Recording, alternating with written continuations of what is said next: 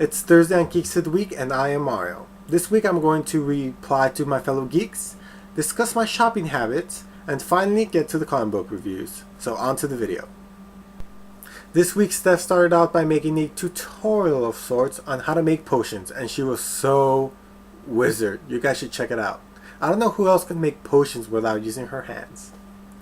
Next, Coolio announced that he's going to be discussing one Green Lantern a month, and I look forward to it. It sounds very cool, and oh, I get it. Cool, Coolio. Yes, excellent. Next, Luluco studied so hard she actually vanished. Poof. And I will be eating these box of nerds in her honor. We anticipate your return soon, and we miss you, Luluco. Finally, to Nikki. You are the definition of a Southern Belle. I totally see the parallels between you and Applejacks now. And I just barely signed up to Pottermore. I haven't been assigned a house yet. I hope I get anything but Slytherin. I may not know much about Harry Potter, but even the name Slytherin sounds menacing. I don't want to be a part of that house. And if we get the same house, I will totally wave to you and eat lunch in a corner, sitting quietly, because I was that kid in high school.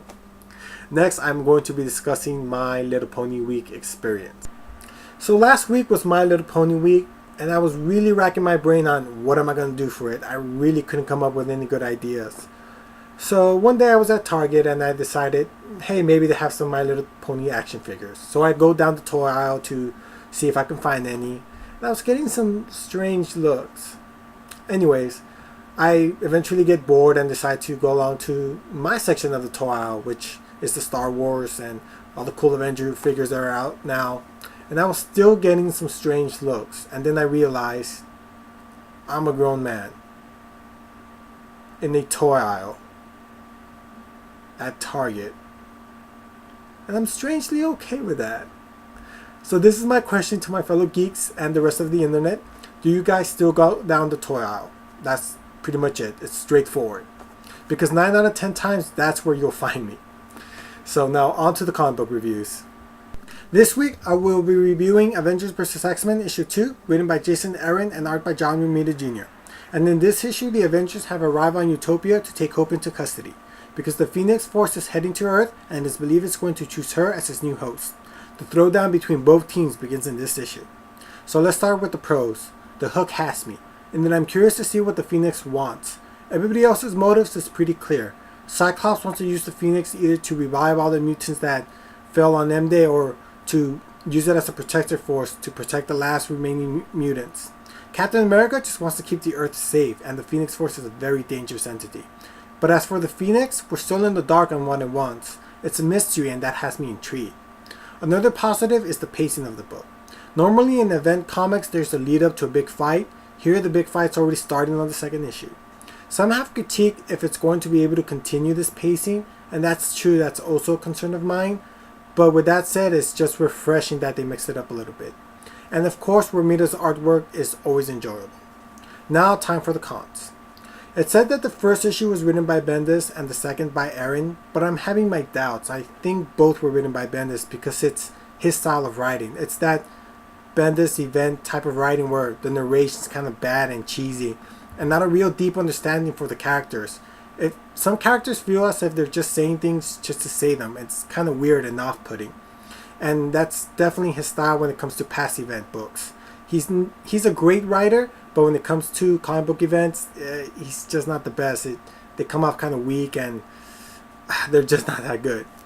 Ultimately, I do rate this comic a 3 stars, which isn't bad for a comic book event. I'm not sure if it's a must for all comic book fans, unless you're already deep into Marvel. I will definitely let you guys know how it is, and yeah. Next, I will be reviewing Batman issue 8, written by Scott Snyder and art by Greg Capullo, and this marks the beginning of the Night of Owls, which is Batman's big event that will be crossing over to his other books. Here, Bruce Wayne has been healing since his last encounter with the Court of Owls, when a group of Talons, which is basically assassins for the court, begin to attack him at Wayne Manor, and they discover that Bruce Wayne is Batman. Also, another motive behind the court is revealed. Apparently they want every major figure in Gotham killed, and started an all-out blitz to kill them all in the same night. When the Court of Owls first appeared, I enjoyed the premise, and I still do. My only quibble really is that sometimes it sounds similar to the Black Love, which is Grant Morrison's group that was created in Batman R.I.P. But that's my only real complaint. Other than that, Scott Snyder, as always, does an amazing job. It's going to be interesting to see how necessary are the other issues to the main story.